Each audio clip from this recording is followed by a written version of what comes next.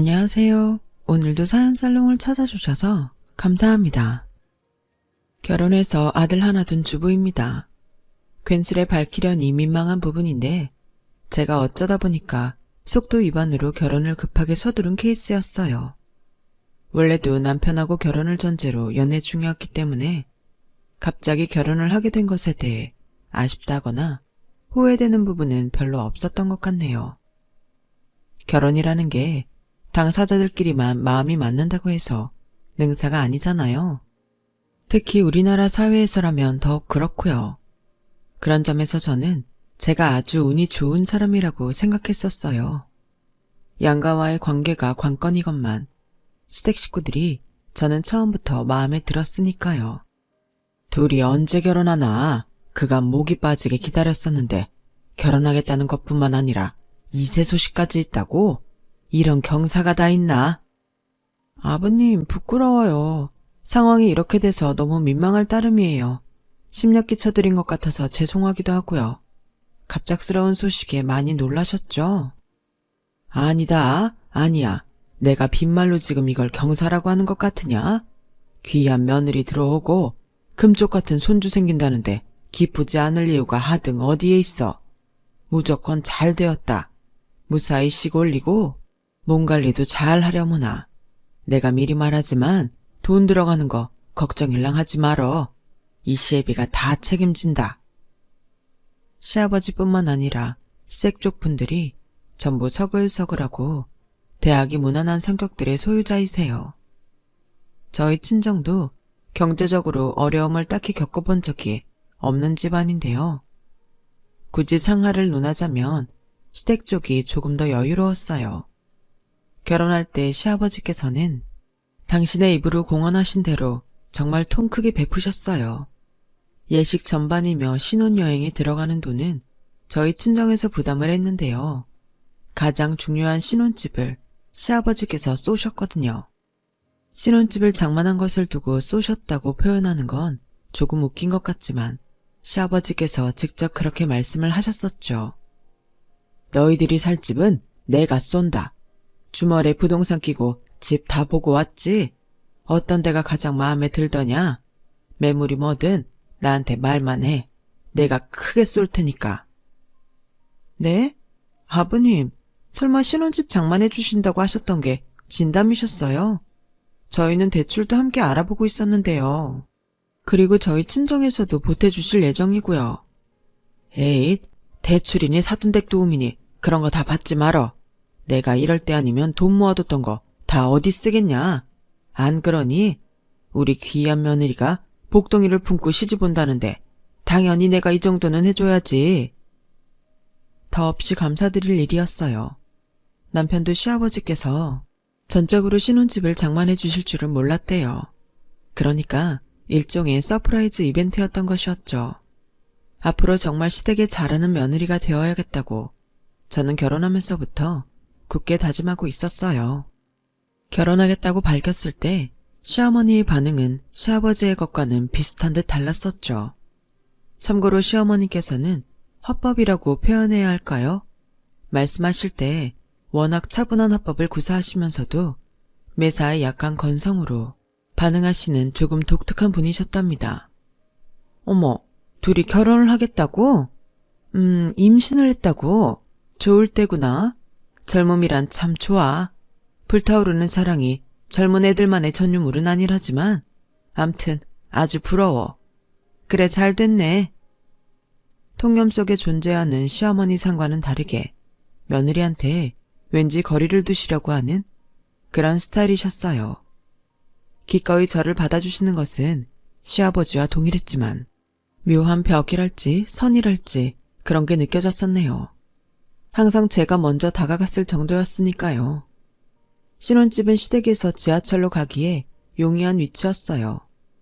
시아버지께서는 육촌 형제분과 카센터를 운영하고 계셨는데 시댁하고 엄청 가까웠답니다. 그래서 저는 한번 그쪽으로 출동하면 카센터도 방문하고 시댁도 들르고 이런 코스를 돌았죠.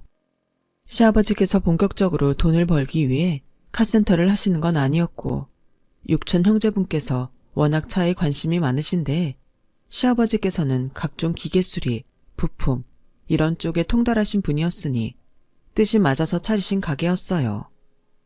저는 시아버지께서 따로 남자 형제가 없으시기에 그 육촌분과 친형제처럼 지내시는 거라고 짐작했었네요.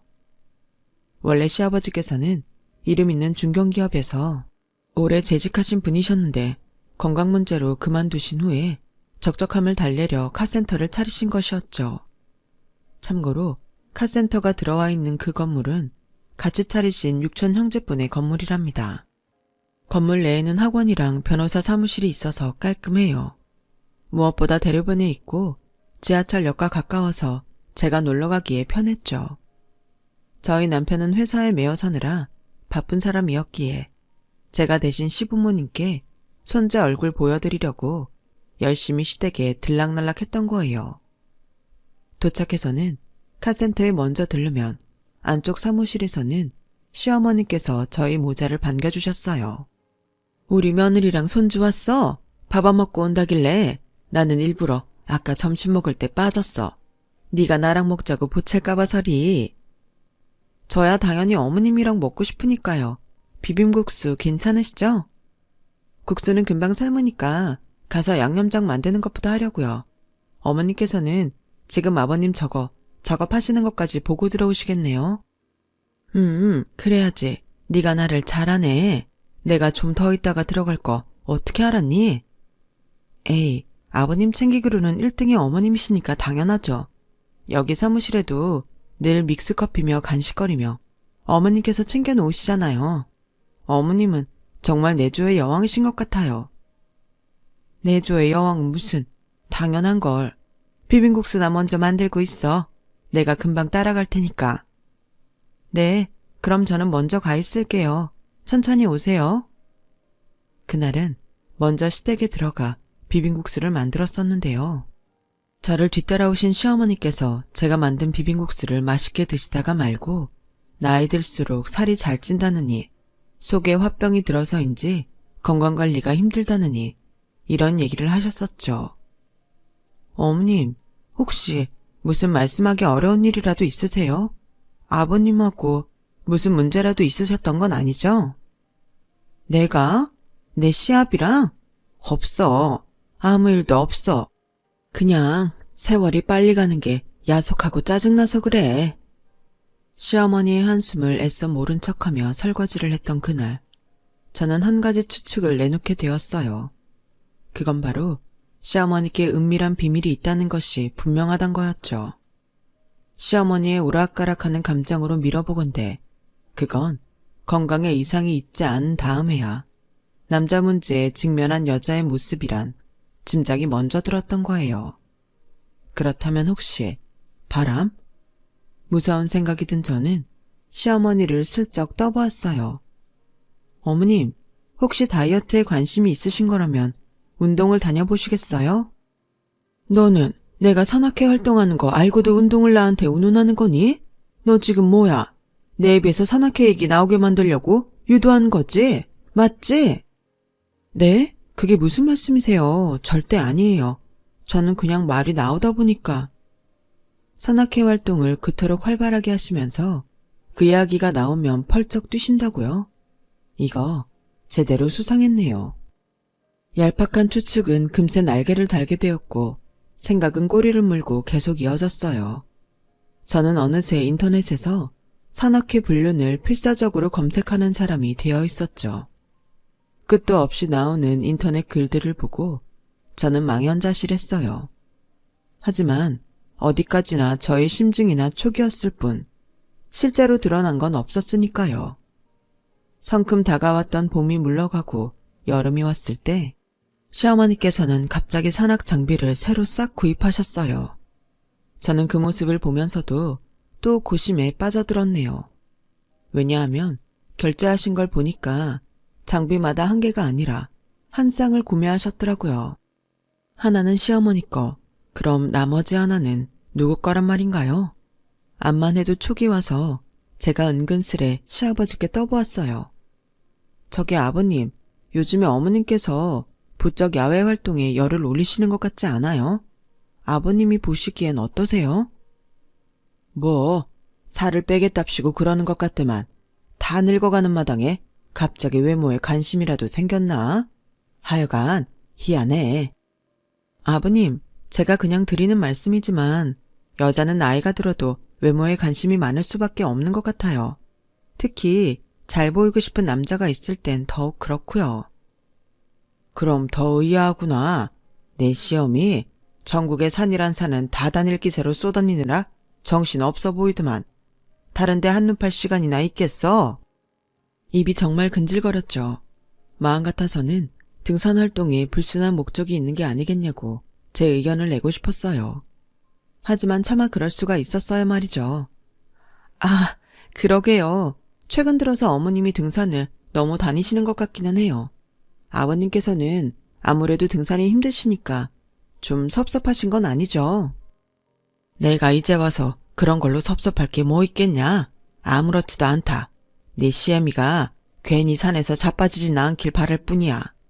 산 타면서 엄한 일 벌일 사람도 아니고 그저 안 다치고 다닌다면 그걸로 다행이지. 시아버지께서 잘 다니시던 회사를 그만두셔야 했던 이유는 사고로 다리를 다치셨기 때문이에요.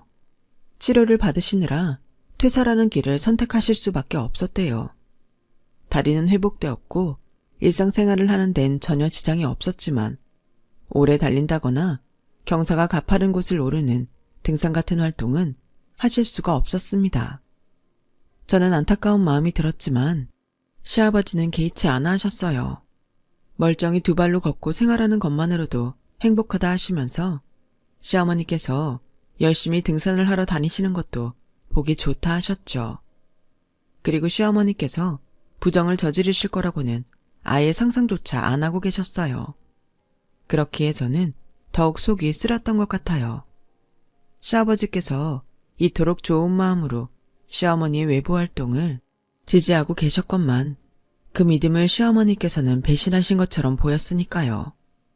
그 후로 시어머니는 산악회 때문에 바쁘시다면서 주말에는 아예 뵙기 어려운 분이 되어 있었답니다. 저는 속으로 수상해도 너무 수상하다는 판단을 내린 뒤였죠. 아무리 우리나라에 널린 게 산이라지만 이렇게까지 많은 활동을 한다고요? 시어머니의 행보엔 뭔가 있는 게 분명했죠. 그래도 어디까지나 심증일 뿐이기에 에이 설마 하는 생각도 제 머릿속을 양분하고 있었는데 결정적인 순간이 찾아오고 말았어요. 시부모님이랑 같이 점심을 먹으려고 제가 시간 맞춰서 시댁에 갔을 때였어요. 일부러 카센터에 안 들르고 시댁에 빨리 온 것이었는데 이미 시어머니께서 외출 준비를 하고 계시지 뭔가요? 어머니, 같이 점심 드시자 하려 했는데 어디 나가세요? 너 오늘 오기로 했었니? 나는 저기 산악회 사람들이랑 먹기로 말이 되어 있어서. 너무 눈에 띄게 당황하시는 거 아닌가 싶었지만 겉으로는 그러려니 했어요. 시어머니는 모자랑 손수건 등을 얼른 챙기셨는데 이제 보니까 죄다 분홍색 투성이더군요. 입으신 티셔츠는 무늬가 화려했고요. 그래도 그때까지는 확실한 무언가가 없었는데 곧 운명과도 같은 순간이 도래하였어요. 제가 그날 오후에 동네의 친한 애기 엄마들이랑 처음으로 나들이를 갔었거든요. 산 밑에 자리하고 있는 공원에서 돗자리를 깔고 간식을 나눠 먹었어요. 그렇게 시간을 보내고 있는데 문득 고개를 돌려보니 공원의 반대편에서 익숙한 모자가 보이는 게 아니겠어요? 저 분홍색 모자하며 화려한 무늬에 상의하며 전혀 낯설지가 않았죠. 눈을 찌푸리면서 자세히 봤는데 역시 저희 시어머니가 맞더라고요. 그리고 옆에는 웬 남성분이 있었죠. 제 가슴이 철렁 내려앉았어요. 제가 얼른 자리에서 일어났죠. 조심스레 거리를 좁히며 시어머니가 신원불명의 남성과 있는 곳으로 다가갔어요. 가만히 보니까 시어머니뿐만 아니라 그 남성분도 등산복 차림이었는데 액면가로는 그쪽이 연하 같았어요. 그 두 사람이 계속 걸음을 옮기길래 저는 어디까지 가나 보자 싶어서 슬그머니 뒤쫓았어요. 이윽고 두 사람은 한적한 곳에 정자에 자리했고요. 근처에 자리를 잡고 몰래 지켜보던 저는 한 가지 놀라운 점을 알아차렸어요. 그 남성분은 자기 모자를 손에 쥐고 있었는데 그건 바로 시어머니께서 구입했던 것이었죠. 확실했어요. 인터넷 쇼핑으로 그거 사실 때 제가 옆에서 훔쳐봤었으니까요. 세상에, 시어머니께서 구매하신 한 쌍의 물품들, 그 주인공이 바로 저 남성분이셨던 거예요. 제가 혼돈에 빠져 있을 때였어요. 바로 그 순간 시어머니께서 그 남성분과 몸을 더 가까이 붙으며 앉으셨어요. 제가 소스라치면서도 우선 휴대폰으로 그 모습을 찍었죠. 거리가 멀어서 사진을 찍고 나서 확대를 해보려는 심산이었고요. 그렇게 해서 확인해 보니까 그동안은 심증만 있었는데 이런 광경을 직접 보게 되니까 기가 막혔고, 만약 이런 우연이 아니었다면 몰랐을 거라 생각하니 소름이 돋았어요. 고민을 해보았으나 제 안에서는 이미 답이 나와 있더라고요. 저는 묵인할 수 없다는 걸요. 더 지체할 것 없이 다음날 바로 시어머니께 직구를 날려버렸어요. 어머님, 혹시 요즘 따로 만나시는 분 있나요? 너, 난데없이 그게 무슨 뚱딴지 같은 소리니? 내 시어머니한테 어떻게 그런 말을? 산악회 활동에서 따로 어머님과 교류하는 분이 없으신 걸까요? 제가 어쩌다 보니까 이런 현장을 봐버려서요. 시어머니께서는 영문을 모르시겠다며 고개를 갸웃거리셨고, 저는 떨리는 심정을 뒤로 한 채 제가 찍은 사진을 보여드렸어요. 그러자 바로 표정이 굳으시더군요.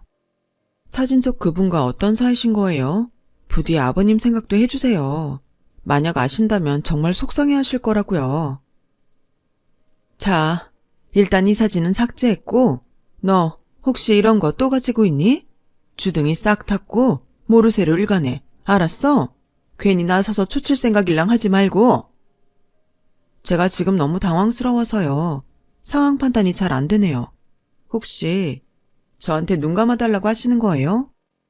알아들었으면서 뭘 자꾸 묻고 앉았어. 그리고 이딴 증거로 나를 어떻게 해볼 생각은 접는 게 좋을 거야. 이럴 수가.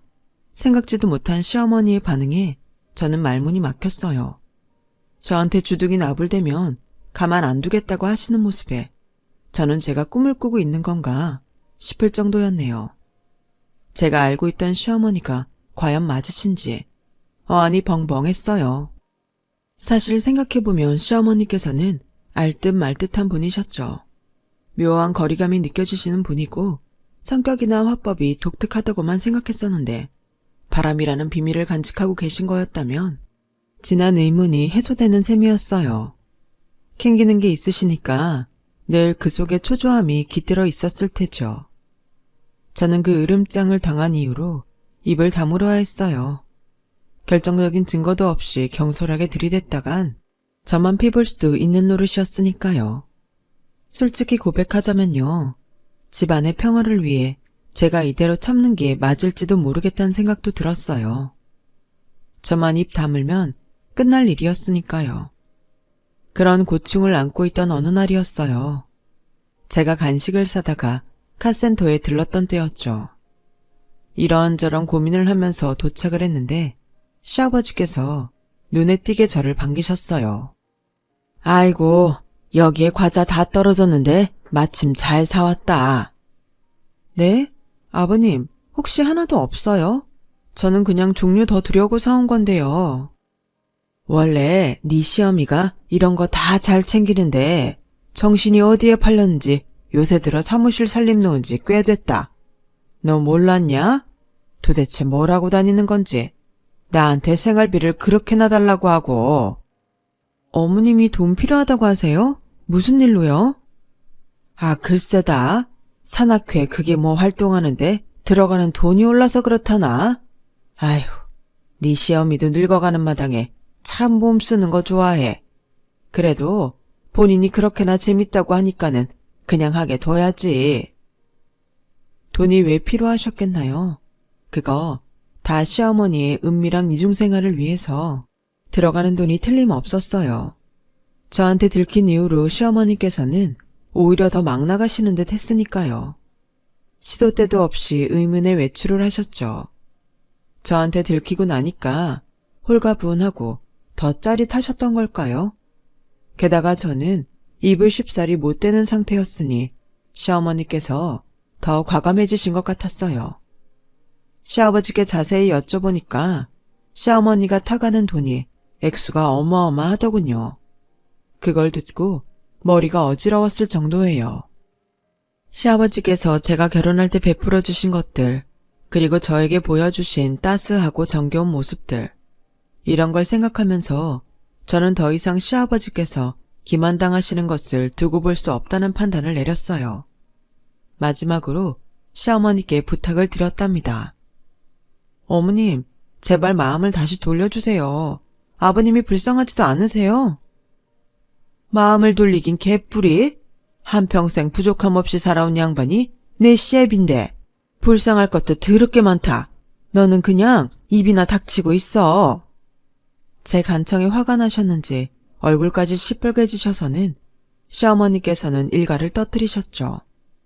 그 모습에 저는 인내심이 바닥나 버렸어요. 이대로 좌시하는 건 제 성미에 맞지 않았죠.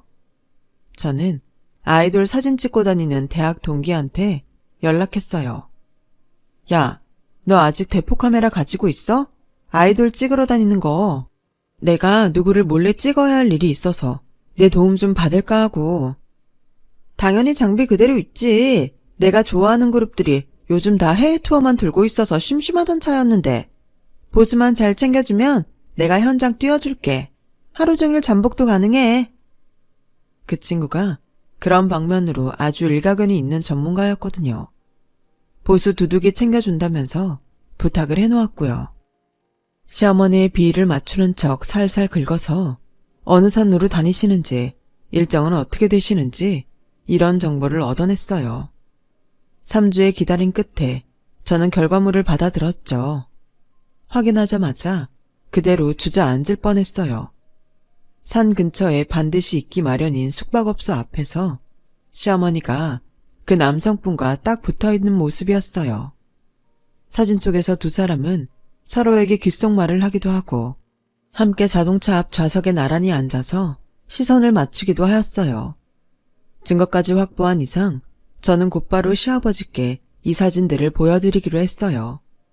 그런데 막상 카센터에 찾아가서 뵙는 순간 시아버지 앞에서 입이 안 떨어지더군요. 여느 때처럼 저를 환한 미소로 반겨주시는 시아버지께 차마 제가 그런 사실을 밝힐 수가 없었죠. 결국 입을 열지 못하고 발길을 돌렸어요. 그날 퇴근한 남편에게 모든 일을 다 털어놓았습니다. 남편은 거의 기절 직전이었어요. 상상도 못해본 일이라면서 자기한테 얼른 그 사진 보여달라고 하더군요. 제가 한숨을 쉬며 가방을 뒤적거리다가 얼어붙었어요. 헉, 맞다. 커피 믹스 사들고 간 쇼핑백에 그 사진이 들어있는데 내가 그걸 카센터 사무실에 두고 왔어. 어떡하지? 어떡하기는 아직 카센터 문 닫으려면 1시간 정도 남았잖아. 지금 빨리 출발하자. 저의 미련한 실수 때문에 저녁밥도 제대로 못 먹은 남편과 아이까지 데리고 급하게 카센터로 향했어요. 가보니까 시아버지뿐만 아니라 육천 형제분께서 마침 같이 사무실에서 담소를 나누는 중이셨죠. 어라? 이 시간에 니들이 웬일이냐? 낮에 제가 깜빡 두고 간 게 있어서요. 얼른 그것만 챙겨서 갈게요. 당황하신 시아버지께 제가 대충 둘러대면서 그 쇼핑백을 찾았어요. 다행히 그 안에 봉투가 그대로 있었고 시아버지나 육천 형제분께서 이걸 건드리지 않으신 모양이라 안도의 한숨이 내어졌어요. 그런데 바로 그때였어요. 갑자기 남편이 제 손에서 사진이 든 봉투를 확 낚아채더니 보여드릴 게 있어서 왔습니다. 같이 확인해 주셨으면 하는 게 있어서요. 이렇게 말하는 거예요. 남편이 저를 고드눈길로 쳐다봤고 저는 하는 수 없이 시어머니와 있었던 일을 털어놓았어요. 밝히고 싶었으나 밝히기 어려웠던 바로 그 얘기를요. 시아버지께선 안색이 파리해지셨는데 제가 차마 정면으로 쳐다볼 수 없어서 고개를 비스듬히 숙이고 말을 맺어야 했어요. 제 얘기가 끝나자 남편이 떨리는 손으로 봉투 안에서 사진들을 꺼냈죠. 그리고 그것을 시아버지와 함께 확인하였어요. 이건? 이럴 수가. 아니, 어떻게 이런... 시아버지의 떨리는 음성에 저는 괜히 죄스러운 마음이 들어서 고개를 더욱 푹 숙였어요. 그런데 그런 제 귀에 육촌 형제분의 놀란 목소리가 들리는 게 아니겠어요? 이거 혹시 형규 아니냐? 형규 녀석 맞네. 내 동생. 집안과 인연을 끄는 놈을 이렇게 다 보게 되네. 무슨 이런 일이, 작은아버지가 어떻게 엄마를 만나고 계신 거였지? 뒤이어 남편도 몹시 혼란스러운 반응을 보였어요. 저도 세 사람 못지않게 놀랄 수밖에 없었네요. 작은아버지라뇨. 제가 아는 한 시아버지께는 남자 형제뿐이 안 계셨어요. 결혼 전에도 들은 적 없었고 결혼식에도 작은아버지라는 분이 나타난 적은 없었어요. 지금까지 모르고 살았던 존재를 갑자기 듣게 되니까 이게 다 무슨 일인가 싶더라고요. 이 옆엔 내가 진짜 나를 등쳐먹고 나를 속이고 있었던 거였어. 내가 그렇게 그 녀석은 앞으로 상종 안 할 거라고 단단히 일렀거늘. 시아버지께서 그렇게 고함을 치시는 건 그때 처음 보았어요. 아무도 말리지 못했네요. 그럴 새도 없게 시아버지께서는 사무실을 박차고 나가셨어요. 어디로 가시는진 불보듯 뻔하였죠.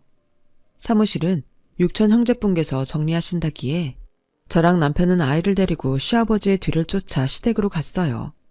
가는 동안 남편이 계속 한숨을 쉬면서 저한테 짧게 털어놨죠. 작은아버지, 돈 때문에 우리 아버지랑 대판 싸우신 후로 연 끊고 살아오신 분이야. 우리 집안 친척분들하고도 전부 등졌고. 그런데 설마 엄마가 작은아버지를 몰래 만나고 계셨다니 이걸 어떻게 받아들여야 할지 모르겠다. 저는 그야말로 아연실색이었네요. 제가 무슨 짓을 저지른 건지 이 일이 어떻게 마무리될지 감도 안 잡혔어요.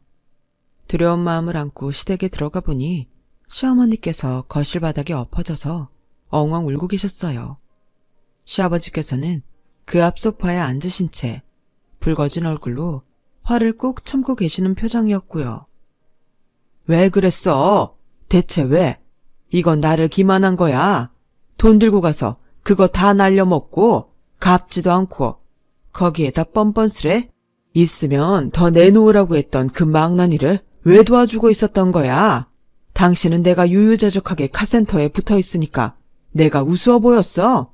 그놈이 앞으로 객사하든 말든 나는 상관 안 하고 안 도와줄 거라고 내가 분명히 못 박았었어. 그런데 당신은 신의를 저버린 거야. 이 나를 등쳐먹은 거라고. 미안해요. 내가 미안해. 하지만 당신에게 유일한 친형제이듯 나에게도 유일한 시동생이었고 내가 정말 친남동생처럼 여겼다는 거 당신도 알잖소. 나 시집 왔을 때부터 형수님 하면서 그렇게 잘 따랐던 사람을 어찌 내가 매몰차게 외면할 수 있겠어.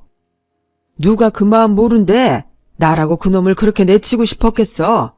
그런데 그놈이 사업 말아먹고 사고쳐서 우리 어머니 충격으로 쓰러지시고 끝내 세상 떠나셨던 거 그것만 생각하면 내가 용서가 안 돼. 그래도 그럼에도 나는 내 동생이랍시고 참고 품어줬었어. 그렇지만 어땠어? 그 후로 우리 집안에서 뜯어갔던 돈만 좋게 3억은 돼. 10원 한 장이라도 그놈이 갚았나? 아니었지. 그것도 죄다 날려먹고는 되려 자기 형한테 그리고 자기 친척들한테 갖은 행패 부리고 금수만도 못하게 굴었지. 그때 인연 끊은 이후로 이번 생에는 다시 엮이지 않기로 했잖아. 당신도 그러겠다 했었잖아. 그래서 우리가 돈 걱정하며 살았어. 마음 붙일 데 없어서 등산으로 우울증 치료할 만큼 힘들었어. 모텔 전전하며 살기를 해봤어. 그런 적 없었잖아. 우리는 그 후로도 잘 살았잖아. 당신이 우리 아들 결혼한다고 집 한 채 턱하니 해줄 때 당신 동생은 길바닥에 내몰려 있었어. 이미 반성할 대로 반성한 사람한테, 세상 그 누구보다도 과거를 후회하고 있는 사람한테 나는 도저히 손을 내밀지 않을 수가 없었어. 여보, 당신 내가 약속 안 지키고 뒤로 기만하고 있었던 거 미안해. 하지만 이렇게 살면 당신 후회할 것 같아서 그랬다고 하면 가짜는 핑계라고 나를 비웃겠어요? 내가 당신을 몰라? 당신 이러다가 결국 가슴에 피 철철 흘리며 후회할 거야. 우리 손주 보면서 내 동생도 늦둥이여서 내가 돌봐줬었는데 이렇게 몰래 중얼거렸던 거 내가 못 들었을 줄 알았소? 시어머니께서는 숨 넘어가게 우셨고 시아버지께서는 침묵을 지키셨어요. 저는 품에 아이를 안은 채로 저도 모르게 울고 있었네요. 제가 차마 알지 못했던 집안에 숨겨진 이야기가 가슴 짠하게 느껴졌어요. 시아버지께서는 조용히 집을 나서셨고 그 뒤 저랑 눈빛 교환을 한 남편이 따랐어요. 저는 시어머니를 챙겨드렸죠. 뭐라고 말씀을 드려야 할지 모르겠더라고요. 저기 어머님, 저 때문에 지금 상황이 이렇게 된 것 같아요. 정말 죄송합니다. 제가 알지도 못하면서 나서는 바람에. 제가 울먹이면서 말을 하자 한숨을 내신 시어머니께서 고개를 저으셨죠. 이렇게 될 일이었나 보다. 결국 드러날 일이었던 게지. 너도 이젠 알겠지만 네 시아버지한테는 동생이 있어. 나이 터울이 크지. 내가 시집와서 적응 못하고 오만 고생하고 있을 때 나를 정말 잘 따르면서 힘이 되어줬던 사람이고 나한테는 시동생이 아니라 친동생 같았어. 너무 사랑만 받고 자란 사람이라 그런지 겁도 없이 젊은 나이에 사업 벌이고 돈 빌려다 쓰고 그러느라 온 집안 식구들의 속을 썩였지만 그래서 결국은 집안에서 내쳐졌지. 우연히 등산을 갔다가 마주치고 나서는 내가 차마 외면할 수가 없더라고. 사는 모습이 너무 안쓰러운 거야. 시어머니와 마주 앉아서 많은 이야기를 들었어요. 알고 보니 시어머니께선 당신의 시동생에게 활력을 주시려고 일부러 옷도 밝은 색만 입고 다니셨던 거더라고요. 저는 이야기를 들을수록 작은아버지라는 분이 다시 집안에서 받아들여지셨으면 하는 생각을 품게 되었죠. 그런데 부부가 통했나 봐요. 같은 시각 남편도 시아버지와 동네 포차에서 술 한잔 기울이면서 그런 대화를 나누었던 것이죠. 남편은 작은아버지에게 한 번만 더 기회를 달라고 어찌됐든 가족은 가족이라는 말을 했대요. 그러자 시아버지께서는 고심하는 눈치이셨다 하고요. 많은 이야기가 오갔던 그 밤 이후로 사흘이 지났을 때였어요. 시어머니의 주선하에 시아버지께서 드디어 당신의 남동생을 아주 오랜만에 만나셨어요. 그리고 피는 물보다 진하다는 말이 제대로 통하였죠. 시아버지께서 그러시더라고요. 만나면 일단 머리통부터 한 대 후려 갈길 생각이셨는데 막상 얼굴을 보니까 짠한 감정이 올라와서 그러질 못하셨대요. 제가 그 존재조차 몰랐던 작은아버지는 너무 좋으신 분이었어요. 저랑도 금세 잘 지내게 되었답니다. 그 후로 시아버지께서는 카센터를 6천 형제분께 전가를 해두시고 작은아버지의 새로 시작한 작은 사업을 물심양면으로 도와주셨어요. 그 사업은 다행히 잘 되었고요. 본전치기나 다름없는데 다들 그게 뭔 성공이냐고. 그 녀석을 추켜 세우는 건지 이거 원. 시아버지께서는 그렇게 툴툴거리셨지만 그러실 때마다 입가에 미소가 걸려있는 걸 당신께선 아시나 모르겠어요. 그 미소의 원천을 시어머니께서는 아시기 때문에 작은 아버지를 몰래 도와가며 교류를 해가셨던 거겠죠. 저는 시어머니와 더 가까워졌어요. 알면 알수록 재미있으신 분이라 함께 있으면 즐거운 기분이에요. 암만 해도 저는 결혼 잘한 것 같아요. 따뜻한 이 집안에서 잘 살아가도록 노력해야겠습니다. 여러분도 가정 안에서 행복하세요. 여러분, 사연 댓글에 응원과 현명한 조언 부탁드려요. 좋아요와 구독은 저에게 큰 힘이 됩니다. 오늘도 좋은 일 가득하세요.